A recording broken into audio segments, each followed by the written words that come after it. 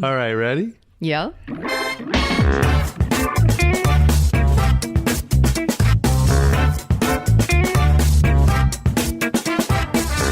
Welcome to What's Here Now, Kid? Where we take the wise and often wild and wacky wisdom of children and apply it to our overly complicated adult lives. In this episode, we talk about what it would mean to play. Play through life, play with the mundane activities, increase the amount of play in your life. What's your most favorite thing to do in the world? Play. Play? All right.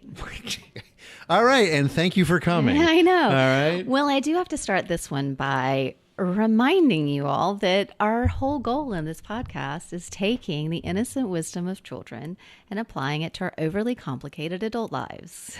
And I think Anna stepped in with the perfect thing to play.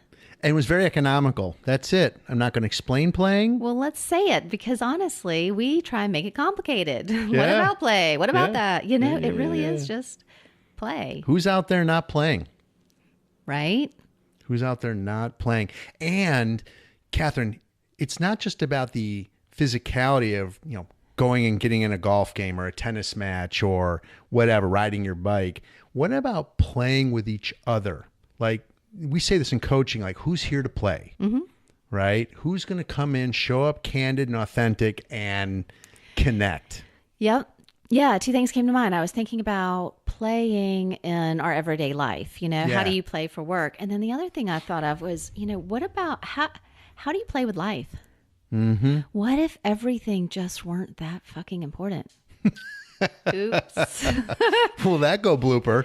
Right? But really, what if everything just wasn't that important? Yeah. And life was here for us to explore and to expand and to grow. And every challenge that we were facing, what if that were just brought into our life for us to expand and to learn something from it? Yeah, expansion and learning, totally aligned with you on that. We always want, when we hear the word play, we think rainbows and ponies, and that's not necessarily it. It can also be darkness against the light. It can be the loss against the win, right? But you're in it. You're living. Guess what? You're alive. You get to experience those things. Right. Even the emotions, as you think about the emotions, just being aware of them and playing with them. I had somebody recently tell me, that's your superpower. Mm-hmm. Feeling the emotions of life, being in life, that's your superpower.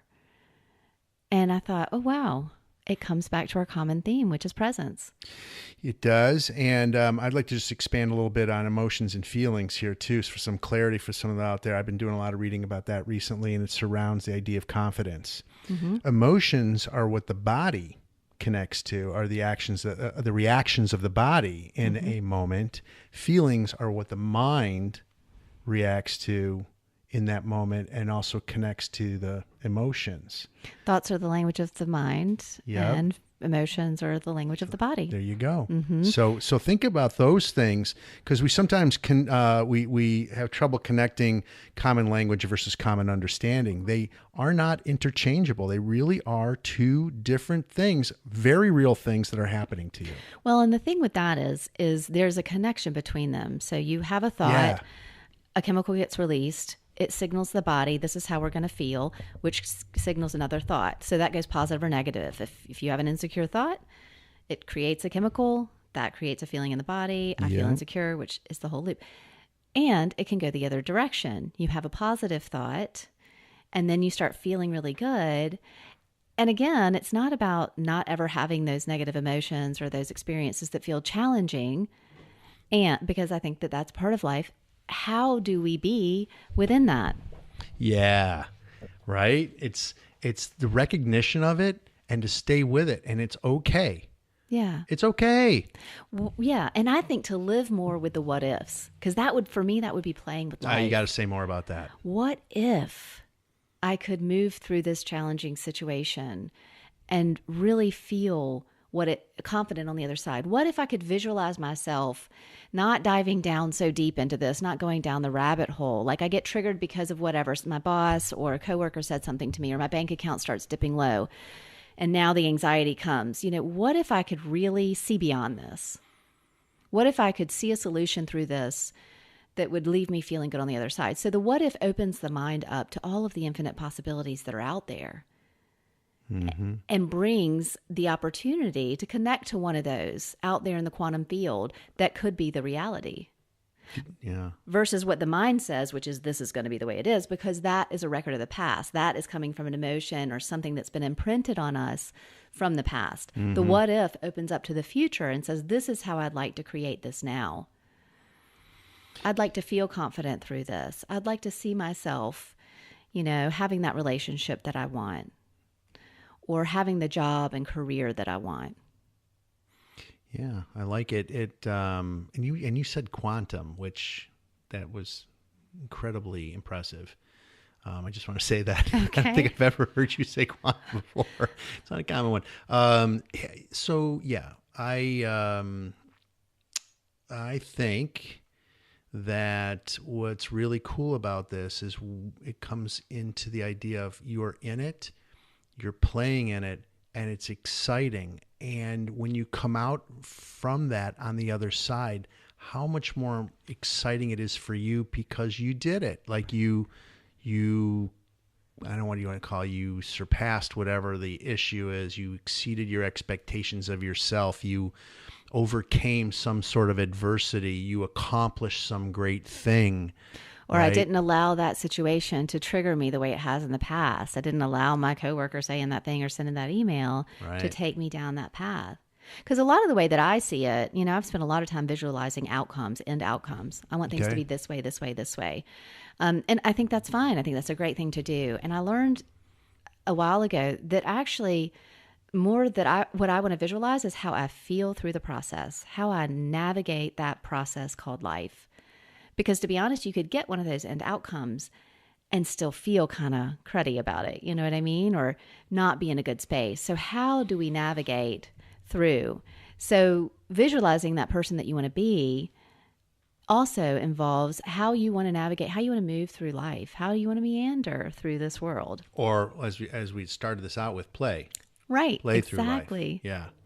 Yeah. And even with the things we quote, enjoy, I'm curious out there for those that are listening. I'm curious about if even the play or what you consider play in life has become rote, right? Or reserved for the weekends. Yeah, what's that all about? Right? Like I know it's fine. I'm going to get to the weekend and then I'll play. But what about the rest? How much more time you spend? If it's traditional, 5 days at work, 2 days on the weekend. What the heck? So you're spending that much of your time not playing. What if we played all the time or found more ways to play? And take the mundane and play with them to make them more exciting or more alive or, of course, more present. Right. Cleaning up the dishes after a family dinner can be just as great as the family dinner. Right. Have you ever taken the soap and drizzled it all over the different plates and watched the water spin around? I had somebody say to me one time, you could wonder if water was going to come out of that faucet. Some places in the world that doesn't happen. Yeah. And I thought, wow, that's something we take for granted. That is. I always like to see how far the foam will go up to the edge of the sink before it actually goes somewhere else. Oh, nice. Yeah. So I've never gotten that far. I'm probably removed from dish duty now. Oh, was that planned? Well, yeah, an occasion. Bit, yeah. But it's kind of exciting. So I love this. I think the biggest takeaway for me, and I mean, I can feel it. I'm excited about it and jazzed You're up pumped about up. it. You're all jazzed on this one. I love the idea of playing with life and playing through life and seeing different situations that you can ask what if. What if this went one way that totally felt great and served me, but I'd never thought of that. And I opened up to all the other possibilities out there instead of thinking my way is the right way. Yeah, what if is really great. And it's something we use in coaching a lot, right? It was what if this could be different tomorrow? What would it be like? What if this could be felt every day? What if this could be you in 5 years? Love your what if thing. Yeah. I really do. So it really is. I mean, they've actually done studies on it. It really literally opens you up too. And that alone is amazing, to live from an open space instead of clamped up, shut down, and operating from where we think we need to go, which historically is based on impressions of the past. Yeah, and what I'll add to that is that the night, and this is I'm sort of stealing this one out of your playbook a little bit because I use it, and so I'm going to remind people about it if they haven't heard this one before. Is how about when you finish today, reflect on a time where you might have played. If you can't think of one, you didn't, and purposely choose tomorrow as a point or a time or a place that you will make sure you engage in a little play. I love that. And I think take a mundane activity. Yes. Driving, yes. dishes. Yeah.